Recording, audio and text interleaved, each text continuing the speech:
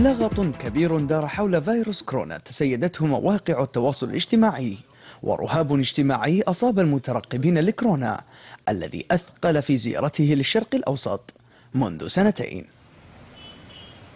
جدل كبير يؤرق السعوديين حول وقاية من كورونا أو سبل العلاج منه، في ظل بروز العديد من الوصفات الشعبية أو الوصفات المستندة على الطب النبوي. يجيوا بالاسم، يعني يحصلوا استشارات الناس ووصفات زي كذا. يجي يقول لك يعني مثلا يبغى القصة الهندي، تسأله ليه يقول لك هذا عشان الفيروس، يعني يستخدمه كبخور، يستخدمه كدهان، يعني مطحون مع مع زيت حبة البركة أو مع زيت الزيتون أو زيت السمسم، ويدهنوا فيها الجسم. لحد الآن المرض جاء قريبا، وما قد أخذناش الاستعداد عشان نقول إن قد في كذا ولا كذا ولا أشجار تعرفنا عليها ولا علاج ولا كذا ولا كذا. يقولوا الوقاية. نبتة القسط الهندية التي ذاع صيتها في الآونة الأخيرة بين تجار العطارة استحوذت على سلم هذه الوصفات. إنه يقولوا إنه بيفيد في هذا المرض، يقولوا معاه الحبة السوداء بخور بينفع إن شاء الله تعالى، لأنه زي تقول إيش مضاد، بيقاوم اللي هو الألبان الشحري والحبة السوداء في البخور. أيوه، يبخر فيه بينشم، لأنه هو يبدأ تقريبا من الأنف زي ما تقول كورونا ولا لا، زي المضاد إن شاء الله إنه بيقضي عليه أو إنه بيمنعه.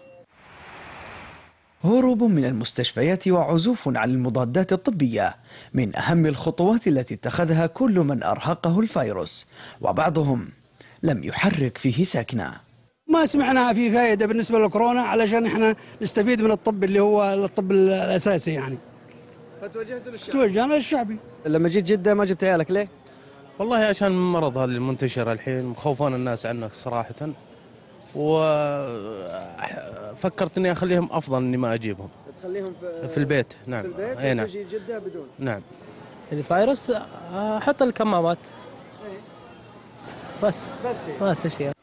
في هذه الأزمة نشط سوق الصيدليات الطبية في تزامن مع البحث المستمر من العامة عن الكمامات، وأسعار ألهبت جيوب المواطنين وأخذت تضرب أخماسا بأسداس. أنت جاي تدور كمام ليش؟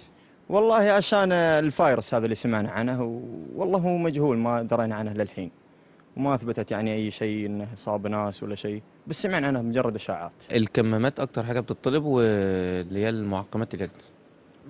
معقمات السائلة. وفي بعض الأحيان بيطلبوا اللي هي المناديل المعقمة وكده، بس اللي هي المطهرة يعني. حدث يدعو للطمأنة ويبعث على السرور في خضم أزمة كورونا، عندما سجلت السعودية أولى حالة التعافي من هذا الفيروس، بطلها الدكتور عثمان متولي الذي انتقل له المرض عبر أحد مرضاه عندما كان يقوم برعايته. عدم التهاون إذا كانت السخونة الشديدة تصل إلى 39 أو 38 تصاحب آلام مبرحة، أو إذا تأخر الإنسان الإسهال، وإذا تأخر مرة التهاب الرئوي سريع الانتشار، ثم يكون الإنسان تحت لطف الله. من أرض الواقع حكى لنا الدكتور عن معاناته، ولكنه أكد على أخذ الحيطة والحذر من التعامل بتساهل مع هذه القضية. إذا اشتدت الحمى فيتوجه إلى أقرب مستشفى، وزي ما قلت قبل الدواء النظافة الشخصية، السنن النبوية، الزمزم، الالتجاء إلى الله، الدعاء المخلص. غياب التوعية الإعلامية من وزارة الصحة عن شاشات التلفاز خلق طريقا ممهدا للشائعات وتناقلها دون قطع الشك باليقين، التي انتشرت كانتشار النار في الهشيم. من جدة عبد العزيز السعيدي، MBC.